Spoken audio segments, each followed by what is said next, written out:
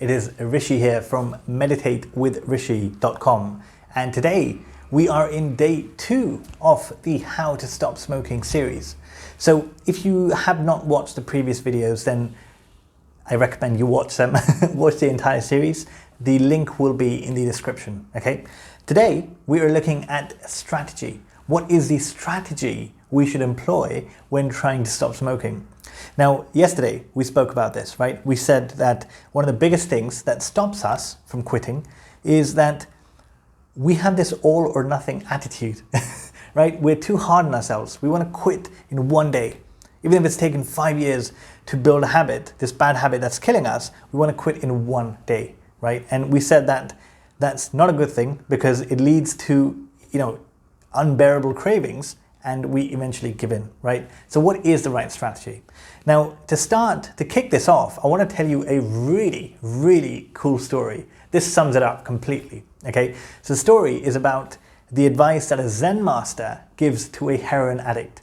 The addict's name is Ken, okay? So Ken goes to a Zen master, and Ken says to the Zen master that, look, master, generally, I'm a pretty good guy, right? I don't get angry. I'm good to my wife, I'm good to my kids, all these things, but I have a bad habit that's affecting now the rest of my life, and that is heroin. I'm addicted to heroin. So I want to quit, and I just can't seem to do it because it's obviously really addictive. So what shall I do, right? And Zen Master says to Ken, no problem at all, right? All you need to do, right, you can continue taking heroin, continue doing it. All you need to do is add this little thing to your routine that I tell you, and do that for 3 months, then come back to me. Ken is like, what? He's not asking me to stop. He's telling me to continue taking it and just add something little. Okay, what is it? So yeah, what is it? And the Zen master says that I'm going to give you a piece of chalk, okay, a piece of chalk, and you're allowed to take heroin equal to the weight of the piece of chalk, okay? So if the piece of chalk is 20 grams, then you can take 20 grams of heroin in a day, okay?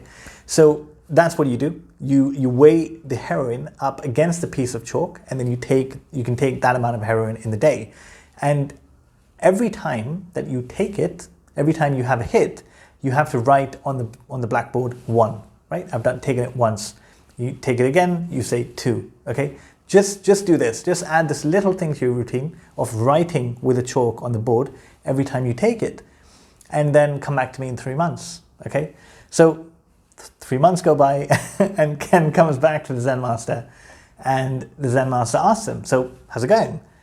And Ken says, you cheeky one, I've quit. Right? Because what I didn't realize is that every time I write on the board 1, 2, 3, the chalk becomes smaller and smaller.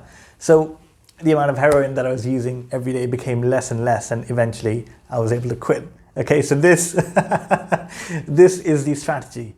Going slow and steady, essentially, gradually decreasing the amount until it seems like no big deal when you quit, right? So what does this look like then in terms of smoking, right? What is a clear strategy that we can employ? So I want to share with you something that's really clear and concise, and then you can make it your own, okay? So hypothetically speaking, let's say that you are smoking 20 cigarettes per day, okay? So what we want to do, okay, just write down these numbers. They're going to come up on the video here, write them down. So if you're smoking 20 a day, going from 20 to 15 is not a big deal, right? So from 20 you cut to 15, and then for 1 month you smoke 15 cigarettes every day. You can smoke 15 per day, right? Then the next month you cut them from 15 to 10. Okay, 15 to 10 again should not be difficult.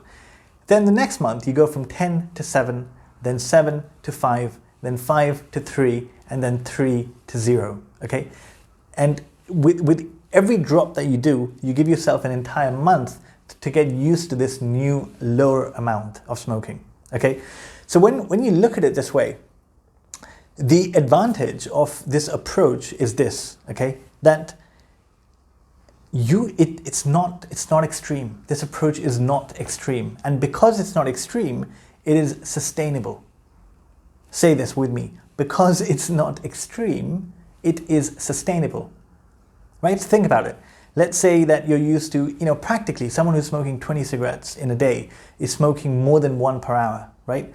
So the habit is so ingrained in them. It's going to be so difficult. If he or she says that, okay, from tomorrow I'm not smoking, the entire body, every cell of your body is going to revolt against you. And it becomes a really big deal in your mind, becomes all you think about, right? So this is what makes it difficult, that it becomes all we think about. In the strategy that we're employing, you're just increasing the time to the next cigarette. So if you were having if you were having a cigarette every hour, for example, then you have one every 2 hours, right? So in this way, yes, after 1 hour you'll get a craving, right? But you know at the back of your mind that, okay, hold on, in just another hour I'm going to be able to have a cigarette. So it's not the end of the world. It's not the end of the world, right? And because it's not the end of the world, you can carry on. You can go back to what you're doing and you can carry on, right? And this, essentially, this is where we now learn how to deal with cravings. We learn how to deal with cravings, right? So this is coming in tomorrow's lesson, where because we don't actually know the nature of cravings or how to handle cravings, we don't know what to do. We become zombies, as we said yesterday. We become zombies when a craving comes, right? So I'm going to share with you really simple but effective strategies you can use to handle cravings when they come, okay? So now what's happening is that every time a craving comes, you're going to do something to handle the craving or to move past the craving and go to the next cigarette. So in your mind, you're not trying to quit. You're not trying to be a hero in one day. You're just trying to get to the next cigarette. You're just trying to get to the next cigarette and get over that one craving, right? Now, there's a really cool thing that happens.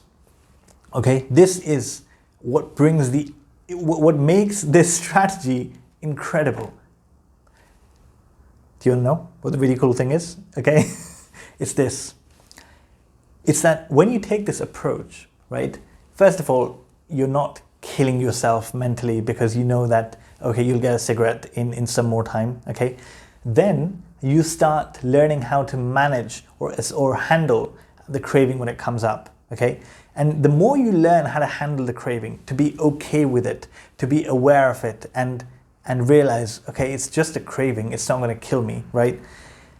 The better you get at handling cravings, the more you realize that they have no real power over you. The less you're scared of them, in essence, right? The better you get at handling cravings, the less you're scared of them.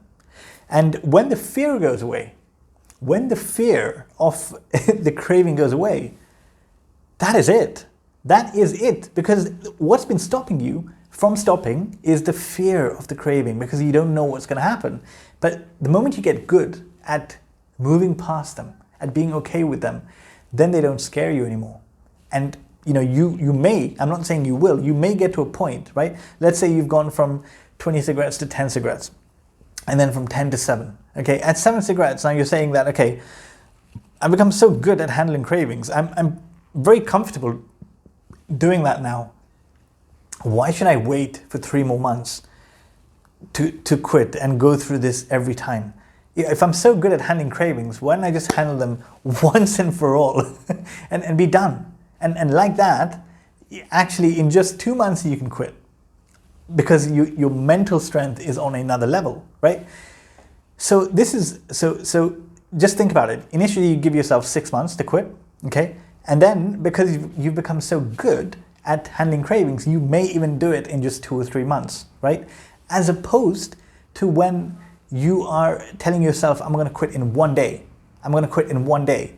And then obviously you can't do it because you have no mental muscles to go through the cravings, that you give up and you start smoking again. And you do this again and again and again, month after month, year after year. And after 2 or 3 years, 5 years, you find yourself still smoking, right? So the point is this. The point is, by going easy on yourself, by going slow, you give yourself the chance, you give yourself the room to actually build up your craving attacking muscles. Okay, you become really good. Your mental strength becomes good because you're no longer scared of the cravings. And by this strategy, even if you don't do it in 2 months, even if you do it in 5 months, that's still better than to be smoking 5 years later because you're taking the wrong approach, right? So this is it, okay? The point is simple: go slow to go fast, right?